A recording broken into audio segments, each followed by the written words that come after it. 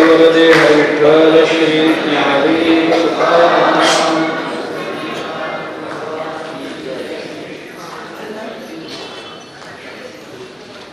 अर्जुन उवाच किं तद्ब्रह्म किमध्यात्मं किं कर्म पुरुषोत्तम अधिभूतं च किं प्रोक्तम् अधिदैवं किमुच्यते.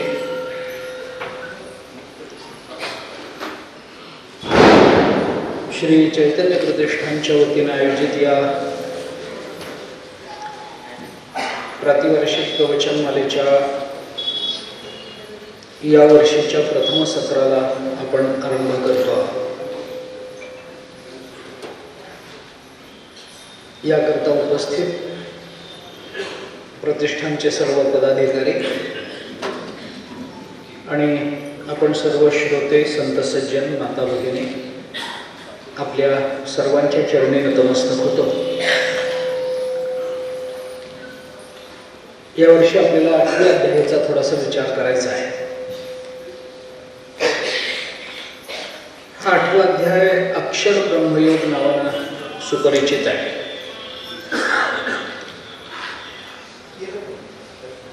श्रीमद भगवद्गीता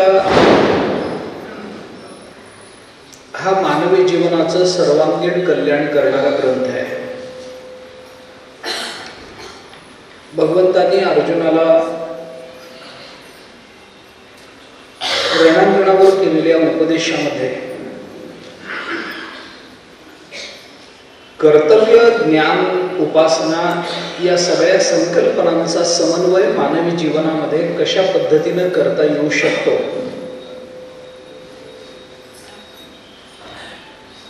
आणि त्या विचारानं मानवी जीवनाची धन्यता कशी संपादन करता येते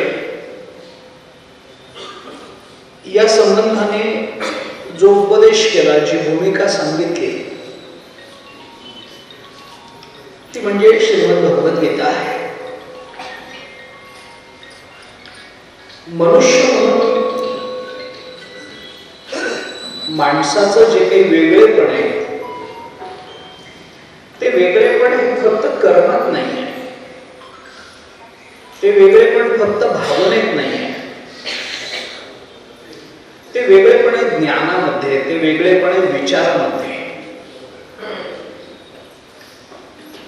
सदा विचारो एक तस्मात् जगज्जीव परात्मनः हे पंचदशी आपल्याला सांगतेच. पण माणसाने विचार केला पाहिजे. माणसाचं व्यावर्तकत्व हे त्याच्या विचारात आहे, त्याच्या विचाराच्या विषयामध्ये, त्याच्या विचारानं प्राप्त करून घेणाऱ्या परिपूर्ण जीवनामध्ये, त्याच्या विचारशैलीमध्ये आहे.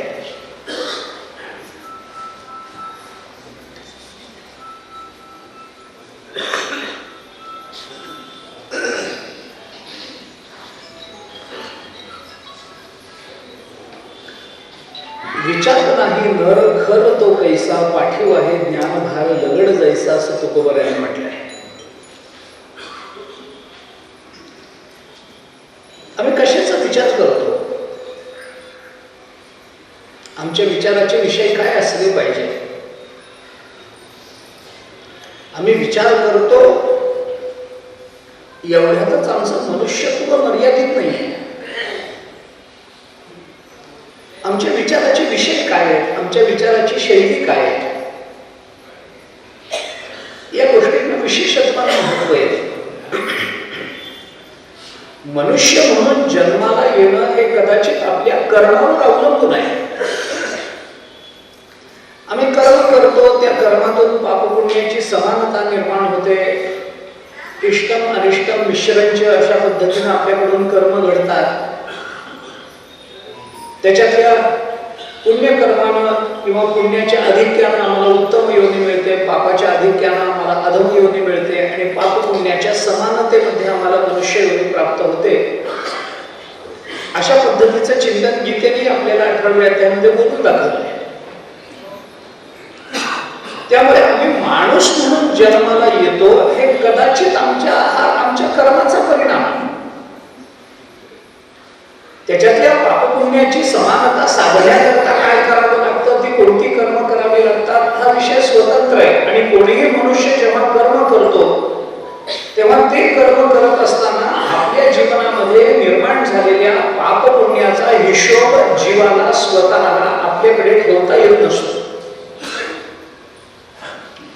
की आता आपल्याकडे 25% पाप झालंय, अजून 25% करायला हरकत नाही, आता एक 25% पुण्य झालंय, अजून थोडंसं पुण्य वाढवंय, असा हिशोब मनुष्य ठेवू शकत नाही. त्याने केलेल्या कर्मातून निर्माण होणाऱ्या पापपुण्याचा निश्चय माणसाला करता येत नाही. स्पष्ट बोलायचं झालं तर तो देवालाही करता येत नाही, तो निश्चय करावा लागतो शास्त्रात. तस्मात् शास्त्रं प्रमाणन्ते कार्याकार्य व्यवस्थितो. कार्याकार्य विवेकी शास्त्रेची करावी पारखी, प्रकृत्य ते पुढे लोकी वाळावे गा. ज्ञानेश्वर महाराजांनी बोलून दाखवलं. ऐसी कृत्याकृत्य व्यवस्था अनुष्ठावया पार्था, शास्त्रची एक सर्वथा प्रमाण तुझ. हे ज्ञानोबा बोलून दाखवतात अर्जुनाला. एक शास्त्र प्रमाण आणि पापपुण्याचा निश्चय करण्याकरता अल्पसामर्थ्यवान अल्पज्ञ असा जीव चालत नाही, त्याला सर्वज्ञ असणारं शास्त्र असावं लागतं. कारण आमच्या कोणत्या कर्मातून पाप उत्पन्न होतं आणि कोणत्या कर्मातून पुण्य उत्पन्न होतं हे आम्हाला कर्म करताना सुद्धा कळत नसतं. त्यामुळे पापपुण्याची समानता सिद्ध करणं हे आमच्या हातात नाहीये. त्याचा तौलनिक विचार करून त्याची दोलायमानता सांभाळणं, त्याचा बरोबर मध्य गाठणं हे आमच्या हातात नाहीये. ते कधी होतं कधी होत नाही. त्यामुळे तुकाराम महाराजांसारख्यांना पावला हा देव कालकाळी न्याय असं म्हणावं लागतं. काकतालीय न्यायानं किंवा आंधळ्याच्या हातामध्ये कावळा सापडावा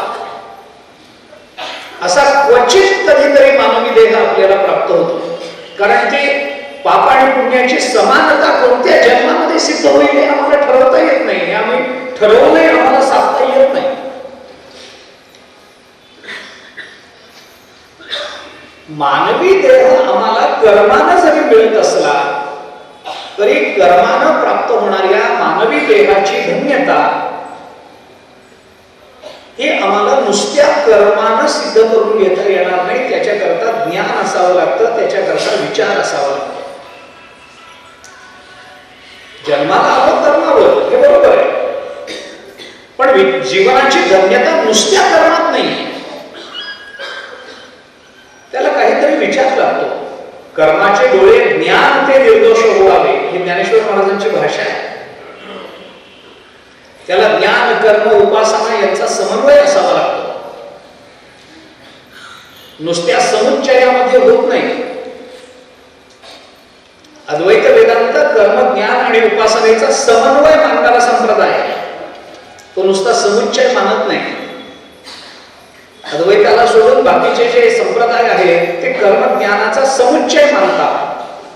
ज्ञानेश्वर महाराज त्याचा समन्वय मानतात, जगद्गुरु शंकराचार्य त्याचा समन्वय मानतात. त्या दोघांमध्ये कुठे ना कुठेतरी साधेसाधारण भाव निर्माण झाला पाहिजे, त्याशिवाय समन्वयाचा विचार येत नाही. आणि तो समन्वय व्हायचा असेल तर त्याच्याकरता नुसतं कर्म चालत नाही, त्याला काहीतरी ज्ञानाची जोड दिली पाहिजे. हेतू कारण मिळे उठी जे कर्म आंधळे, शास्त्राचे आहे डोळे ते न्याय म्हणिपे. ज्ञानेश्वर महाराजांनी 18व्या अध्यायामध्ये म्हटले.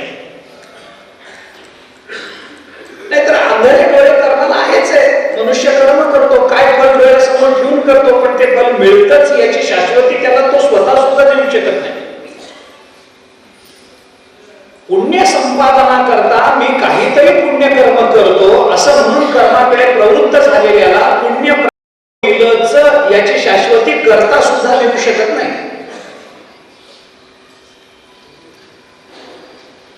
त्याला शास्त्रावर अवलंबून राहावं लागतं. त्याच्याकरता हेतू बघावा लागतो. कर्म करण्याच्या मागे आपला भाव अंतःकरणातला भाव हा आपला आपण ओळखू शकत नाही, त्याच्याकरता सर्वज्ञ कोणीतरी लागत असतो. शास्त्र फल निश्चिती करतं आणि निश्चित झालेलं फल कर्त्यापर्यंत आणून देण्याचं काम परमात्मा करतो. परमात्मा फल निश्चिती करत नाही. शास्त्र आम्हाला आमची आणि कर्मफलाची गाठभेट घालून देत नाही. गाठभेट घालून देणारा सर्वज्ञ परमात्मा लागतो आणि फल निश्चिती करणारं सर्वज्ञ असणारे शास्त्र लागत असतं. परमात्मा नाही मानला तर जड असणारे कर्म स्वतःहून चेतनापर्यंत कर्त्यापर्यंत येऊ शकत नाही. आणि आपण जर शास्त्र मानलं नाही तर कर्मापासून निर्माण होणाऱ्या फलाची युक्तायुक्तता परमात्मा ठरवू शकत नाही. त्याच्यामध्ये कदाचित आपोआप भाव होण्याची शक्यता नाकारता येत नाही. अयम निजहा करो व्यक्ती घेऊन जातं त्याच्यामध्ये काहीतरी. आणि तसं जर झालं तर मग परमात्मा आपल्या भक्ताला सगळी चांगलीच फलं देईल. परमात्म्याच्या अंतःकरणामध्ये ज्या वेळेला दया येईल त्यावेळेला तो कुणाला पाप लागूच देणार नाही. परमात्म्याच्या अंतःकरणामध्ये ज्या वेळेला काही क्रोध निर्माण होईल त्यावेळेला सगळ्यांनाच पाप लावून देईल. याच्याकरता शास्त्र पाहिजे. शास्त्राचे लागे डोळे ते न्याय म्हणिपे, ही ज्ञानेश्वर महाराजांची भाषा आहे. त्यामुळे कर्मानं आम्हाला मनुष्य देह प्राप्त होतो, पण प्राप्त झालेल्या मनुष्य देहाची इति कर्तव्यता ही नुसत्या कर्मानं घडणार नाही, शास्त्रीय कर्मानं घडणार नाही. त्याच्याकरता ज्ञानच हवं, त्याच्याकरता विचारच हवा. म्हणून सदा विचार येत तस्मात् जगत जीव परात्मनः. पंचदशीने आपल्याला सांगितलं की माणसाने विचार केला पाहिजे, पण विचार केला पाहिजे याचा अर्थ काय? विचार करणं याचा अर्थ काय? विचाराचं मूल्य हे विचारावर नाहीये. विचार या पूर्तीवर त्या विचाराचं मूल्य नाहीये. आमच्या विचाराचे विषय काय आहे याच्यावर त्या विचाराचं महत्व अवलंबून असतं. आम्ही कशाचा विचार करतो? आमच्या विचाराचा विषय काय आहे? आणि विचाराचे विषय या जगतामध्ये तीनच आहेत. जगत जीव परात्मनः. संपलं. सदा विचार येत तस्मात् सदा विचार येत. म्हणून माणसाने नेहमी याचा विचार करावा. कशाचा? जगत जीव परात्मनः. जगत जीव आणि परमात्मा या तीनच गोष्टींचा विचार होऊ शकतो. विचाराची योग्यता फक्त या तिन्हीच्याच ठिकाणी आहे. जगताचा विचार करणं याचा अर्थ जगताच्या ब्रह्मरूपतेचा विचार करणं. जीवाचा विचार करणं याचा अर्थ जीवाच्या ब्रह्मरूपतेचा विचार करणं. आणि परमात्म्याचा विचार करणं म्हणजे परमात्मा ब्रह्म आहे हे ओळखणं. म्हणजे विचाराचा विषय मुळातच ब्रह्म एवढाच असतो. तुम्ही जीवाचा विचार करा, ब्रह्माचाच विचार करावा लागतो. जगताचा विचार केला तरी ब्रह्मस्वरूपतेचाच विचार करावा लागतो. मी जीव आहे हे कळणं हा विचाराचा विषय नाही आहे. मी ब्रह्म आहे हे कळावं लागतं. अहम ब्रह्मास्मी हा विचाराचा परिणाम, ज्ञानाचा परिणाम.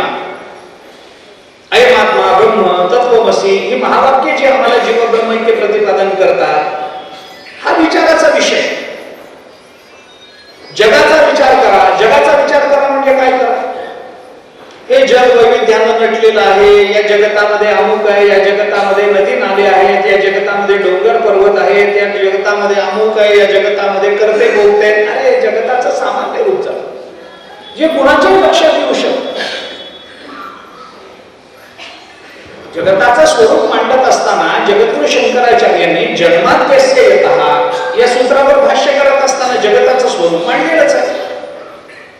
अस्य जगतः नाम रूपाभ्याम व्याकृतस्य अनेक कर्तृभोक्तृ संयुक्तस्य प्रतिनियत देश काल निमित्त क्रियाफलाश्रयस्य मनसा अपि अचिंत्य रचना रूपस्य जन्म स्थिती भंग यात सर्वज्ञात सर्व शक्य हे यत् कारणात ब्रह्म इथे यावं लागतं तर जगताचा विचार पूर्ण होतो.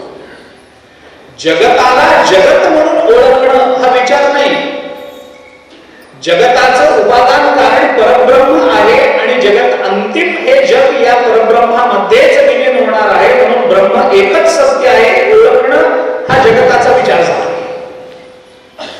जीवाचा विचार करणं म्हणजे मी जीव आहे, मला कर्म आहे, मी अल्पज्ञ आहे, मी अल्पशक्तिमान आहे, मला इंद्रिय आहेत, मला एक अंतःकरण आहे, मला देह प्राप्त झालेला आहे, मी काही कर्म करणार आहे.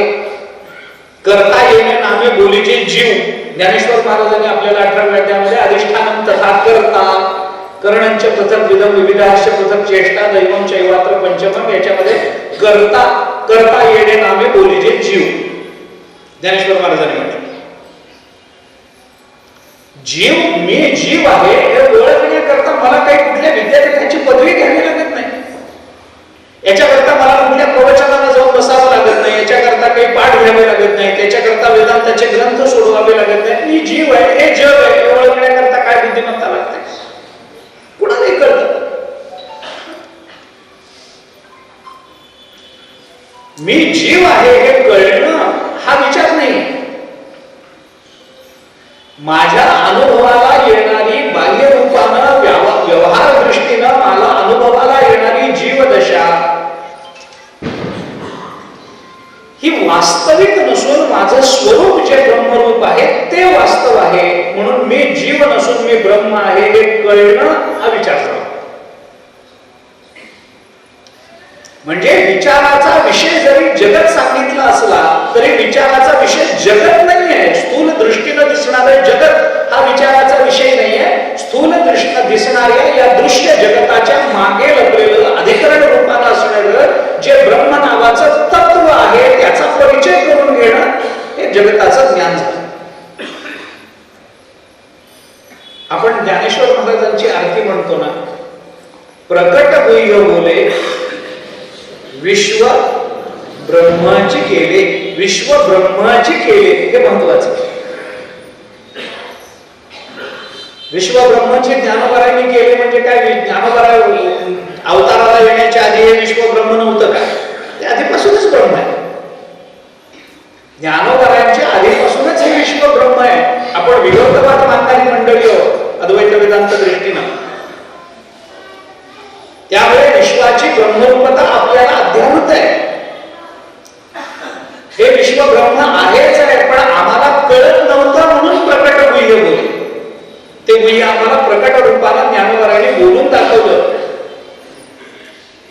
जेन सांगे पितया वसुदेवासी, जेन सांगे माता देवकीसी, जेन सांगे बंधू बळीभद्रासी, ते गुह्य अर्जुनेसी बोलत प्रकट गुह्य बोले. अर्जुनाला भगवंताने गीतेमध्ये उपदेश केला, उद्धवाला भागवतामध्ये उपदेश केला. हा उपदेश कशाचा आहे? ब्रह्मस्वरूपाचा उपदेश आहे. जीवाचा विचार करणं म्हणजे परब्रह्म स्वरूपतेचा विचार करणं. तुका म्हणे कैची कीव कोठे जीव निराळा हा विचार. जीव ब्रह्मैव नापरः आपण म्हणतो ना, या तीनच गोष्टी आहेत. श्लोकार्धं प्रवक्ष्यामि यदुक्तं ग्रंथकोटिभिः ब्रह्म सत्यम जगन मिथ्या जीवो ब्रह्मैव नापरः. ब्रह्म सत्य आहे, जगन मिथ्या आहे. जगताचं मिथ्यात्व लक्षात येणं म्हणजे काय आहे? तर परब्रह्माची सत्यता लक्षात येणंच आहे. असं आहे. वेदांत दृष्टीने जर विचार केला तर पदार्थाचं मिथ्यात्व हे कधी लक्षात येतं? कोणत्याही पदार्थाचं मिथ्यात्व कधी लक्षात येतं? ज्या अर्थी पदार्थ मिथ्य आहे त्या अर्थी त्याला अधिकरण सत्य असलं पाहिजे. वेदांताचा विचार जर केला तर मिथ्या वस्तूचं मिथ्यात्व हे कुठल्या तरी सत्याच्या अधिकरणाशिवाय राहत नसतं ना. अधिकरण नसताना मिथ्यात्व राहील कसं? अधिष्ठान नसताना त्याचं खोटेपण आभास राहील कसं? आभासाला कुठेतरी एक आधार असावा लागतो. अध्यास असण्या होण्याकरता ज्या कारणांचा विचार आपल्याला वेदांतांनी करून दाखवला, ज्या 11 कारणांचा विचार सांगितला त्याच्यातलं पहिलं कारण आहे. 2 गोष्टी लागतात, एक अधिष्ठान लागतं आणि एक अध्यास लागतं. त्याच्यातलं अधिष्ठान हे सावयव असावं लागतं वगैरे वगैरे वगैरे हे सगळं सांगितलं गेलं.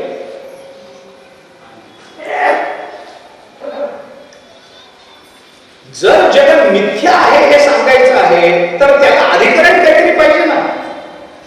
कोणतीही खोटी गोष्ट खऱ्याच्या अधिष्ठानाशिवाय खोटी म्हणून भासत नसते.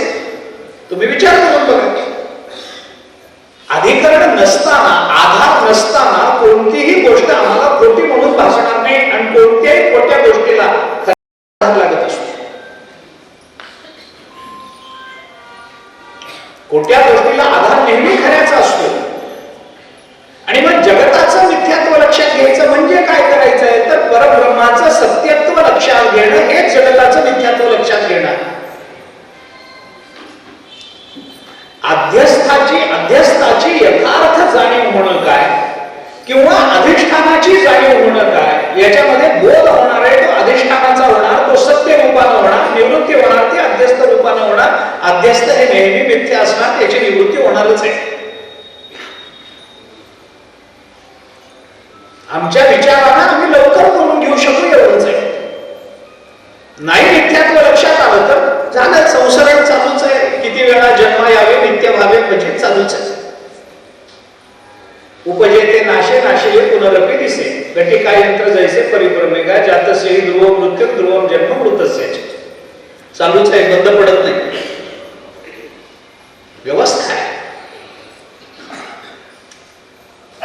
अध्यस्थाची निवृत्ती ही नेहमी अधिष्ठान रूप असते. वेदांतामध्ये नेहमी आपण सांगतो. आणि ते अधिष्ठान कळणं याचाच अर्थ अध्यस्थाची निवृत्ती होणं. अधिष्ठान कळणं म्हणजे काय आणि अध्यस्थ खोटा आहे हे कळणं म्हणजे काय, दोन्हीचा अर्थ एकच आहे. अधिष्ठान कळलं पाहिजे, अधिष्ठानाची जाणीव होते, एवढंच त्याच्यातला मुद्दा आहे. त्यामुळे मी जीव आहे हे कळणं याला ज्ञान म्हणत नाही. मी जीव नसून मी ब्रह्म आहे हे कळणं हे ज्ञान. हा विचार झाला. म्हणून विचाराचा विषय काय आहे, विचार केला. विचार आपण कशासाठी बोलतोय, विचार हे मनुष्यत्वाचं व्यावर्तक आहे असं आपण बोलतो. विचार हे मनुष्याचं व्यावर्तक आहे. आता विचार करणारा तो मनुष्य असा जर विचार केला तर अनेक लोक विचार करतात. वेडा माणूस फार विचार करतो, डोक्याला हात लावून बसलेलाच असतो, काय चालत नाही. नुसता विचार करणे हे मनुष्यत्वाचं व्यावर्तकत्व नाहीये, व्यावर्तक नाहीये. विचाराचा विषय काय आहे हे लक्षात घेतलं पाहिजे. आणि विचाराचे विषय काय आहेत तर तीन विचाराचे विषय, एक देव आहे, एक जीव आहे, एक जगत आहे. पण देव, जीव आणि जगत या तिन्हीचा विचार करणं म्हणजे एकाचाच विचार करणं ब्रह्माचा. म्हणजे ब्रह्म हेच एकमेव विचाराचं कारण आहे, विचाराचा विषय. विचाराचा दुसरा विषयच नाही. कशाचा विचार करता नाही, तो विचार करतो म्हणजे ब्रह्माचाच असला पाहिजे. कशाचा विचार करता हा प्रश्नच वेदांतात चुकीचा. हा व्यवहारात विचारू शकतो आपण, का हो कसला विचार करता, तो काही सांगेल. गाडी कोणती घ्यावी, बंगला कसा बांधावा, अमुक कसं करावं, तमुक कसं करावं, कोणत्या रंगाचे कपडे घ्यावेत. पण हे विचाराचे विषयच नाहीये. याला विचार म्हणत नाहीत वेदांतामध्ये. कशाचा विचार हा प्रश्नच वेदांताला मान्य नाही. कारण वेदांत म्हणतो विचाराचा विषय फक्त परब्रह्मच आहे. कशाचा हा प्रश्न येतोच कुठं. कशाचा विचार करता तुम्ही. माणसं सांगतात नाही हो, मुलाचं लग्नच होत नाही, मुलीचं लग्नच होत नाही, काय करावं त्याच्याकरता, धंदाच नीट चालत नाही, काय करावं त्याच्याकरता. हे विचाराचे विषय नाही. याज्ञवल्क्याने आपल्या पत्नीला, मैत्रीला उपदेश करताना प्रसिद्ध उपदेश सगळ्यांना ज्ञात असणार. आत्मावारे द्रष्टव्य श्रोतव्यो मंतव्यो निदिध्यासितव्यो मैत्री असं म्हटलं. आत्मावारे द्रष्टव्य श्रोतव्यो मंतव्यो निदिध्यासितव्यो असं म्हटलं. श्रवण मनन निदिध्यासन हे करा, मान्य. कशाचं श्रवण करा, कशाचं करा. सिनेमाच्या गाण्यांचं श्रवण करा, त्याचंच मनन करा, त्याचंच निदिध्यासन करा. परिणाम काय, आत्मावारे द्रष्टव्य झालंय का असं. कोणीतरी कोणाबरोबर तरी भांडत असतं, श्रोतव्यो. मग त्याने काय काय शिव्या दिल्या, मंतव्यो. त्या शिव्यांचे अर्थ काय होतात, निदिध्यासितव्यो मैत्री. आणि याचा परिणाम आत्मावारे द्रष्टव्य. ऐका असं आत्म्याचं श्रवण करा, मनन करा, निधिध्यासन करा. मान्य आहे, हे सांगितलं आहे बरोबर आहे. पण श्रोतव्य, मंतव्य, निधिध्यासितव्य याच्यामध्ये विधी जरी सांगितलेला असला, श्रवण हा विधी आहे. श्रवण हा विधी आहे. सिद्धांत लेशाच्या सुरुवातीला अप्पय्य दीक्षितांनी या विधीचा जरा विस्ताराने विचार केला. आपण सिद्धांत लेश बघा. नियम विधी मानायचा का, अपूर्व विधी मानायचा का, परिसंख्या विधी मानायचा, श्रवणामध्ये फार विचार आहे बारीक. तिन्ही विधीमध्ये श्रवण बसवलंय. तिन्ही मध्ये बसवलं. तो नियमही बसवला, अपूर्वही बसवलं, परिसंख्याही बसवलं. ते कसं काय त्याचा विचार स्वतंत्र. श्रोतव्यो, श्रवण करा. करा म्हटलं की विधी झाला. मग तो विधी म्हटलं की मग त्याचे नियम असतात. विधी म्हटलं की त्याला मर्यादा असतात. विधी म्हटलं की त्याला तारतम्य असतं. विधी म्हटलं की त्याची प्रक्रिया असते. या सगळ्या गोष्टी विधीमध्ये बघाव्या लागतात. श्रोतव्यो असं म्हटलं काय, संस्कृतामध्ये तव्य प्रत्यय विद्यार्थ चालतो. तव्य प्रत्यय हा विद्यार्थ वापरतात. श्रोतव्यो, मंतव्यो, निधिध्यासितव्यो म्हणजे हे सगळे विधी झाले. निधिध्यासन करा, मनन करा, श्रवण करा. ज्याचं श्रवण केलं त्याचंच मनन करा. ज्याचं श्रवण मनन केलं त्याचंच निधिध्यासन करा. श्रवण करायचं एक, मनन करायचं दुसऱ्याचं, निधिध्यासन करायचं तिसऱ्याचं, असं चालत नाही. आम्ही जे आमच्या गुरुच्या मुखातून श्रवण केलेलं असतं त्याचंच मनन करायचं असतं. मग ते मनन करायचं कसं करायचं, काय करायचं, मनन कशाला म्हणायचं, त्याच्याकरता उपपत्ती कोणती, त्याच्याकरता उत्पत्तीचा विचार कसा करायचा वगैरे वगैरेचा विचार. हे श्रवण करणारे कोण, मनन करणारे कोण, निधिध्यासन करणारे कोण, त्याचं भागवतामध्ये कुंती मातेनं पहिल्या स्कंधामध्ये विचार. कुंती मातेनं भगवान श्रीकृष्णांच्या अवताराची मीमांसा करत असताना भगवान आपण का अवताराला येता याची काही कारण सांगितली भागवताच्या सुरुवातीला. आता आलं म्हणून सांगून जात. त्याच्यामध्ये कुंती मातेने भगवंताला असं सांगितलं की देवा तुम्ही का अवताराला येता, कशा करता अवताराला येता. अनेक कारण, नृणातिश्रेय सारखाय वगैरे पुढं दशमस्कंधामध्ये सांगितलं. ब्रह्मदेवानी सांगितलं अस्यापि देव वपुषो मदनुग्रहस्य, कारण ते सांगितली असते. त्याच्यातलं कुंती मातेने सांगितलंय कारण. कुंती माता म्हणते तथा परमहंसानां मुनीनां अमलात्मनां भक्तियोग विधानार्थम कथम पश्येमहि स्त्रिया. कशा करता परमहंस मुनी अमलात्मन या तिघांना भक्ती कळावी म्हणून तुम्ही अवताराला येता. हे परमहंस मुनी आणि अमलात्मन कोण, या श्रुतीनं त्याची संगती लागली. या श्रुतीनं संगती. श्रोतव्यो, मंतव्यो, निधिध्यासितव्यो मैत्री. श्रवणानंतर ज्याच्याकडे किंवा श्रवणानंतर ज्याला मनन आणि निधिध्यासनाचं कामच राहत नाही, श्रवण झालं संपलं. तुका म्हणे कानी ऐकली मात तोची झाला घात जीवपणा. श्रवण केल्याबरोबर ज्याला मनन आणि निधिध्यासनाची आवश्यकताच राहत नाही तो परमहंस. श्रवणानंतर ज्याला मननाचं कारण राहतं तो मुनी, आणि श्रवण केल्यानंतर ज्याला मनन आणि निधिध्यासन करावं लागतं तो अमलात्मन. या तिघांसाठी म्हणून तेव्हा तुम्ही अवताराला येता. मग श्रवण करा. श्रवण केल्याबरोबर जर आम्हाला परमात्मा तत्वाचा लाभ झाला ना, पुढे काही मननाची गरज काय? मननाची गरज नाही, निधिध्यासनाची गरज नाही. वेदांतामध्ये जे प्रमेय ग्रंथ आहेत त्याच्यामध्ये भामतीचा एक विचार आहे आणि विवरण प्रमेय संग्रहाचा एक विचार आहे. प्रमेयाचा भामती प्रमेय आणि विवरण प्रमेय असे दोन ग्रंथ. या दोन्ही ग्रंथामध्ये या श्रुतीला धरून काही वाद आहे की श्रवण केल्याबरोबर ब्रह्मज्ञानाचं कारण काय आहे? श्रवण. गुरुमुखातून तत्वमस्यादी महावाक्याचं श्रवण करणं हेच ब्रह्मज्ञानाचं एकमेव कारण आहे, दुसरं कारण नाही. ते श्रवण करण्याकरता तुम्हाला अधिकार काय प्राप्त करून घ्यायचे, त्याच्याकरता तीर्थयात्रा करा, त्याच्याकरता दानधर्म करा, त्याच्याकरता काय कर्म करायचे ते करा, निष्काम कर्माचरणामध्ये प्रवृत्त व्हा. नंतरचा मुद्दा वेदांताच्या दृष्टीने तो. पण श्रवणाशिवाय दुसरा मार्ग नाहीये ब्रह्मज्ञानाकरता. श्रवण करा. श्रवणानं ब्रह्मज्ञान होतं, श्रवणानंच ब्रह्मज्ञान होतं. मग श्रवण केल्यानंतर मग मनन आणि निधिध्यासनाचा विचार कशाकरता सांगितला? जर श्रवणाचं महत्व येतं, हे भामती आणि विवरण प्रमेय दोन ग्रंथांमध्ये असे दोन मतभेद आहेत. एकाचं म्हणणं असं आहे की श्रवण केल्यानंतर मनन आणि निधिध्यासन करा तर तुम्हाला ब्रह्मज्ञान होईल, आणि एकाचं म्हणणं असं आहे की श्रवणाचं महत्व याच्यात कमी होतं, श्रवणानंच ब्रह्मज्ञान होतं.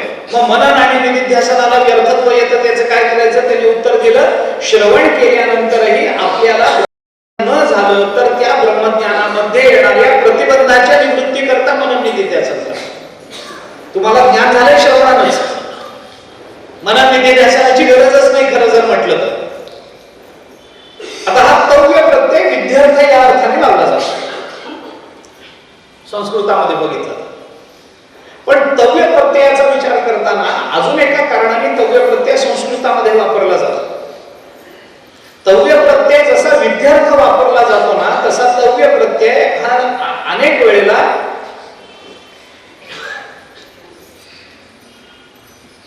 उदाहरणानं सांगतो योग्यता या अर्थाने वापरला जातो. तव्य प्रत्यय योग्यता या अर्थाने वापरला जातो. श्रोतव्यो श्रवण करा विधी झाला, मंतव्यो मनन करा विधी, निधिध्यासितव्यो निधिध्यासन करा विधी झाला. पण तव्य प्रत्यय जसा विद्यार्थ वापरला जातो तसा तो योग्यता या अर्थाने वापरला जातो. आत्मावारे द्रष्टव्य हा श्रोतव्यो मंतव्यो निधिध्यासितव्यो. श्रोतव्यो इथं तव्य प्रत्यय आला ना, कोणत्या अर्थाने आला? की श्रवण करण्याच्या योग्यतेचा फक्त आत्माच आहे, बाकी कशाचं श्रवणच करू नका. संसाराचं श्रवण करून आतापर्यंत कोणीही मुक्त झालेला नाही.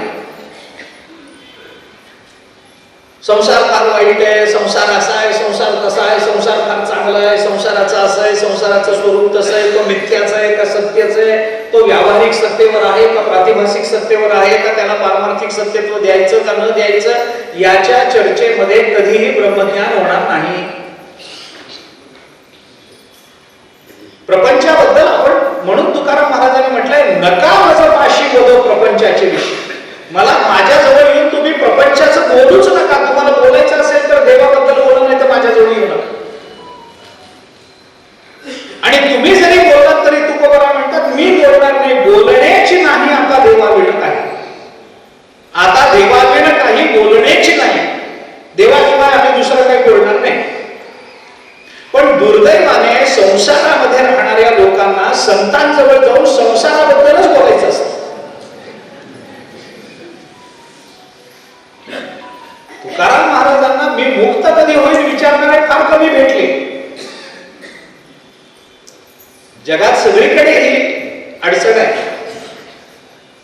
मनुष्य पारमार्थिक क्षेत्रामध्ये काही अधिकार संपादन करून बसलेला आहे, पारमार्थिक क्षेत्रातला माणूस आहे असं दिसलं की मनुष्य पहिल्यांदा त्याला हात दाखवतो. त्याच्यावरून म्हण निघाली, हात दाखवून बस, काही कारण नसतं. थोडा मनुष्य चांगला दिसला, पत्रिका बघता कशाला ते अवलक्षण, तो त्याच्याकरता नाही आहे. पण माणसाला विचारायची सवय असते. मी सहज एका ठिकाणी गेलो होतो कीर्तनात. कीर्तन झालं, एक आई भेटल्या. महाराज जय, परिचय, जय जय. कधी आला? आमच्या. काल कुठे होतात? म्हणलं तुमच्याच माहेरी. तिकडच आमची वहिनी भेटली. कीर्तनाला आली होती. घरी बोलवलं नाही? बोलवलं. तुम्ही गेला नाही? गेलो. काय विचारलं होते मला? तिने असं नाही विचारलं की घरचे बरे आहेत का, ज्ञानेश्वरी वाचतात का आमच्या घरचे लोक, रामकृष्ण हरी भजन करतात का. तिने काय विचारलं? तुम्ही म्हणले महाराज वहिनीला कितवा महिना चालू. मी बघू काय तू तुझं, माझा काय संबंध आहे? प्रपंचाचं बोलावं, प्रपंचाचं ऐकावं, प्रपंचच कानाला गोड वाटावा, जन्म जन्मांतराचे संस्कार हेच आहे. तुकाराम महाराज म्हणतात बोलूच नका, नका माझा पाशी बोलव प्रपंचाचे विषय. माझ्याजवळ येऊन जर तुम्हाला भगवत चर्चा करायची असेल तर करा. देवाचं स्वरूप विचारा, देवाच्या लीला विचारा, देवाचं रूप विचारा. मी सांगायला तयार आहे. सुंदर ते ध्यान विटेवरी करकटावरी ठेवून या तुळशी हार गळा कासी पितांबर. मी सांगतो तुम्हाला त्याचं स्वरूप आनंद अद्वय नित्य निरामय जे का निज ध्येय योगी यांचे ते हे समचरण साजिवे विटेवरी पहा भीमा तिरी विठ्ठल रूप. मी बोलतो ना. पण तुम्ही मला जर प्रपंचाबद्दल बोलायचं असाल तर बोलण्याची नाही आता देवा वेणं काय. तुकाराम महाराज म्हणतात मी देवाशिवाय दुसरं काही बोलायचं नाही असं ठरवलंय, कारण बोलण्याचा विषय फक्त परमात्माच होऊ शकतो. बोलण्याची योग्यता परमात्मा संबंधानच आहे, बाकी कशालाही बोलण्याची योग्यता नाही. का नाही? वाचारंभणं विकारो नामधेय मृत्तिका इत्येव सत्य. हे वाचारंभणत्व आहे या सगळ्याला. वाचारंभणत्व त्याला आहे जो विकार आहे. श्वेतकेतूला उपदेश करताना उद्धारकांनी हीच भूमिका बोलून दाखवली. कारो नामधेय मृत्तिका इत्येव सत्यम. वाचारंभणत्व आलं म्हणजे काय आलं? नामरूपत्व आलं. हे नामरूपत्व जोपर्यंत पदार्थाला आहे तोपर्यंत त्या पदार्थाबद्दल बोलण्याची योग्यता त्या पदार्थाच्या ठिकाणी नाही. ज्या वेळेला नामरूप निघून जातात त्यावेळेला त्या नामरूपाचा ज्या वेळेला तो त्याग करतो, नामरूपाची निवृत्ती होते, त्याच वेळेला त्याच्या संबंधानं बोलण्याची योग्यता प्राप्त होते. पण हे मोठं विचित्र गणित आहे. नामरूप असल्याशिवाय बोलता येत नाही. नामरूप असल्याशिवाय बोलता येत नाही. नामरूप टाकून दिल्यानंतर बोलण्याची योग्यता निर्माण होते, पण नामरूप नसल्यामुळे बोलता येत नाही.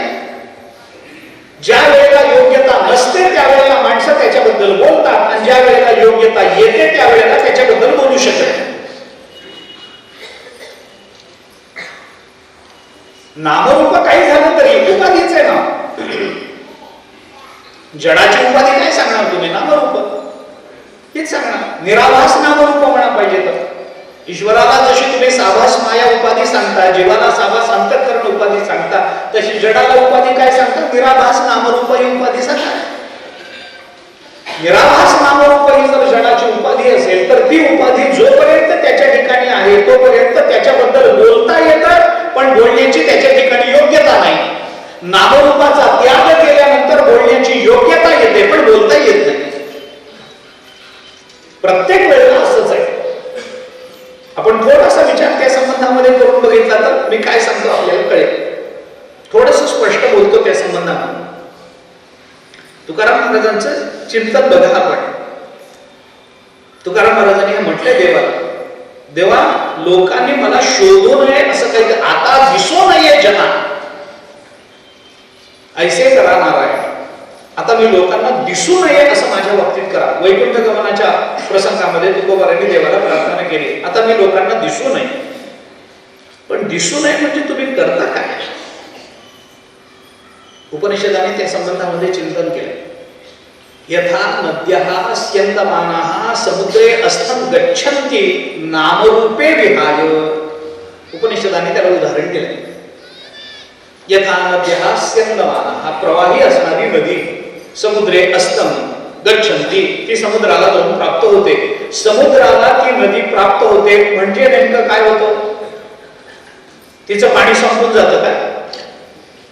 समुद्राला नदी प्राप्त होते म्हणजे काय होतं? काही होत नाही. तिचं नाम आणि रूप हे निवृत्त होतं, दुसरं काहीच होत नाही. तिचं नामरूप निवृत्त होतं म्हणजेच ती समुद्र रूप होते. आता तिला नदी हे नाव राहिलं नाही, आता तिला गंगा हे नाव राहिलं नाही, तिला प्रवाही पण राहिलेलं नाही, नाम गेलं, रूप गेलं. यथा नद्यः स्यन्दमानाः समुद्रे अस्थं गच्छन्ति नामरूपे विहाय. ती नामरूप सोडून देते आणि सोडून देते म्हणून तिला तिच्या स्तुतीची योग्यता तिला प्राप्त होते, पण तिची स्तुती करता येत नाही त्यावेळेला. आणि ज्या वेळेला नामरूप होती त्यावेळेला तिची स्तुती करता येत होती, पण नामरूप असल्यामुळे उपाधी तिच्या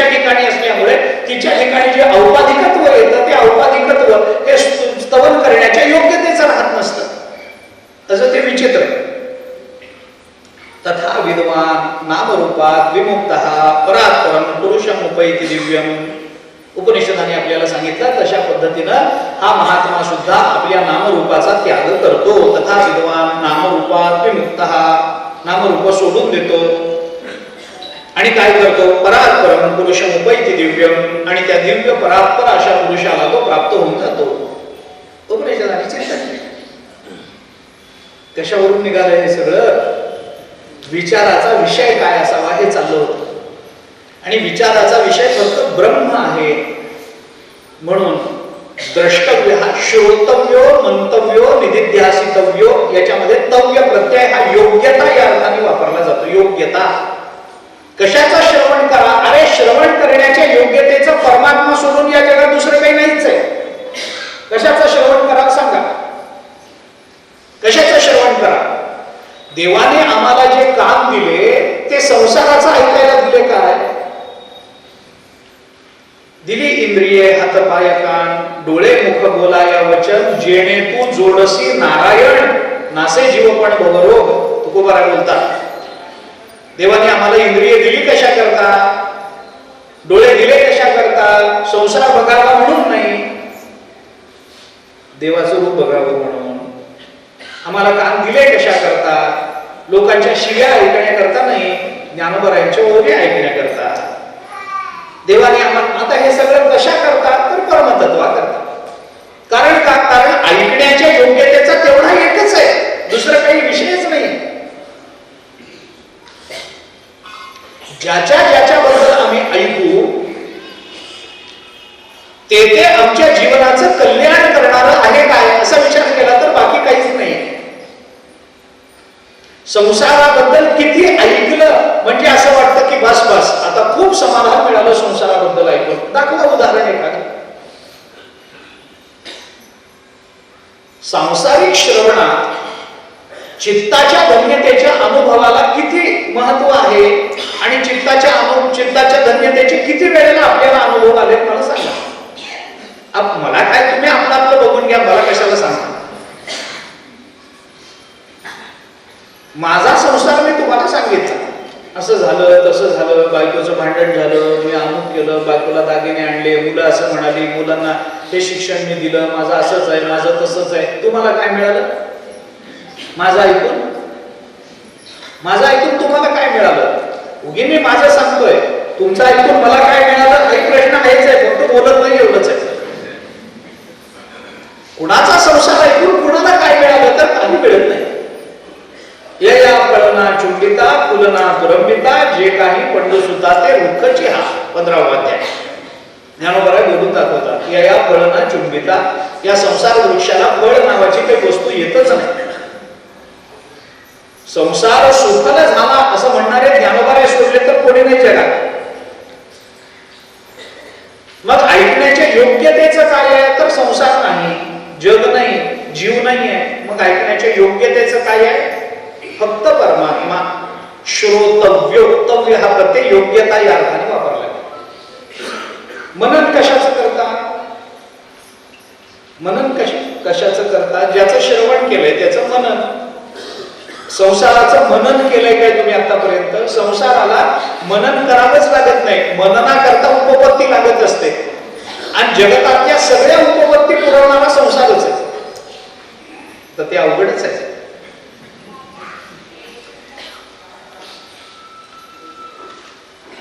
संसार मनामध्ये राहत नाही. मनामध्ये राहत नाही म्हणजे स्थिर राहत नाही, टिकून राहत नाही. जेथ संसार चित्र उमटे तो मनोरूपी पट फाटे, ज्ञानोबरायांनी म्हटलं. मग संसाराचा संकल्प करतं, म्हणून आपल्याकरता संसार आहे असं आपल्याला व्यावहारिक सत्तेमध्ये मानावं लागतं. पण तो संसार कायम स्वरूपी आमच्या मनामध्ये टिकून राहिला आहे, त्या स्थितीमध्ये टिकून राहिला. याची उदाहरणं आहेत का मला सांगा? नाही ना. जे नित्य परिवर्तनशील आहे त्याचं मनन होत नाही, ते मननाच्या योग्यतेचं नसतं. क्षणाक्षणात बदल होतो संसारात. ज्ञानोबरायांनी तर स्पष्ट म्हटलंय, काळा नळाच्या तोंडी घातली लोणीयाची उंडी, मासी पाक पाकडी तवहे सरे.